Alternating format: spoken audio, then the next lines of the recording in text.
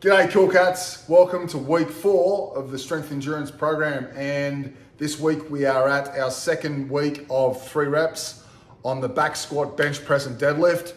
Big focus on improving your weight lifted, specifically on 8 sets, 8, 9 and 10. Make sure when you're doing your first 5 sets of 3 reps that you're at a set weight right across for those first 5 minutes.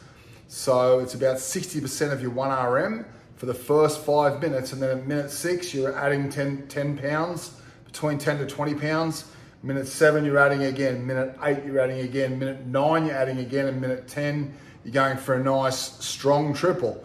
If you feel like you've still got a little bit more and you want to go for another one, hit one for set 11, call it there, and hopefully you've improved your max loading from last week and total weight lifted ideally throughout that 10-minute period.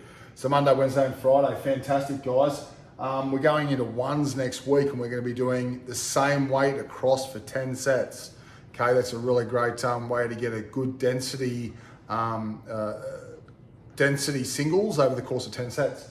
Now, our ramp test, we did this on Friday, but we're gonna repeat this on tomorrow, because I'm sure from speaking to quite a lot of you that a lot of you got it incorrect, just in respect of how it's supposed to be done. So guys, it's minute 1, you do 2 push-ups on a 2-second timer. It has to be that 2-second timer.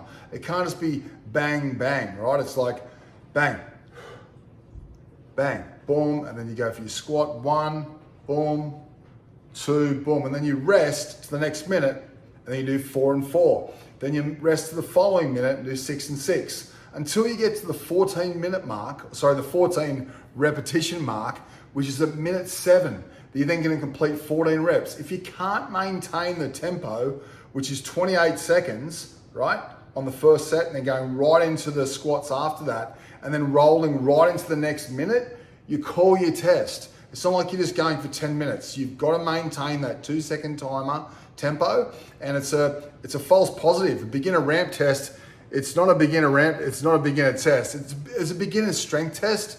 But let me tell you, I've done it twice and haven't completed the test. I got through the first week, I got through rounds 9, and then last week I got through into the round 10, and I failed on 10 push-ups. So it matters not where you get to, it matters the quality of your work and sticking to that tempo, because for the first 5 minutes it feels like nothing, and then it's like your rest is shorter and shorter until you're going at the 50-second mark to 56-second mark, and it's like boom, boom, boom, and it's a heart rate metabolic test, cracking test.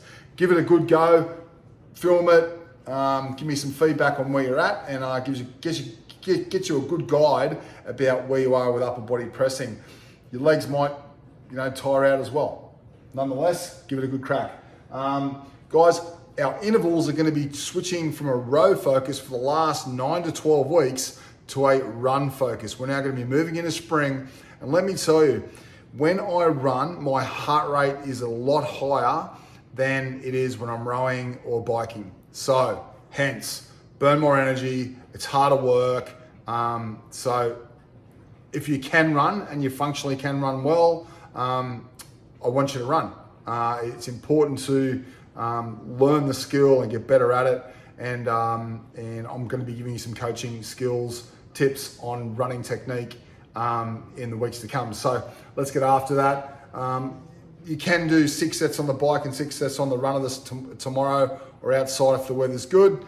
So we're just going to kind of ease our way into it, and it's now 60 on, 60 off.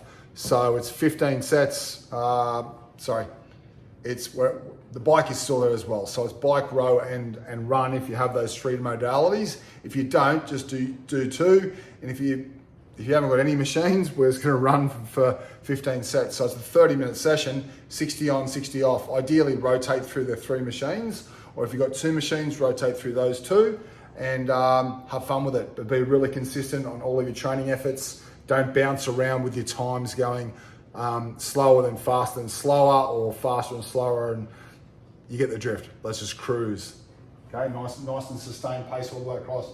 Which brings me to Wednesday session, the sustain train. It's a 9-minute AMRAP. It's a triplet of dumbbell snatches. Just a dumbbell on your hand, jumping it overhead, hand to hand, boom, from the hang into burpees. Another great exercise, which there's going to be some technique training coming very shortly with that. And double under jump rope. If you have double under jump rope and you're proficient, 50 repetitions. If you haven't, do 100 single unders, okay? That's a 9-minute MRAP around the world, which brings us to the final piece of the week, is the 5-rounder on Saturday. We have done a triathlon, single modality, one effort, three cyclical modalities, a bike, run, and a row. And last week we just did 2 rounds of that, reduced the distance. Now we're going to do 5 rounds of that, reducing the distance again to 400 meter row with an 800 meter run and a 1600 meter bike.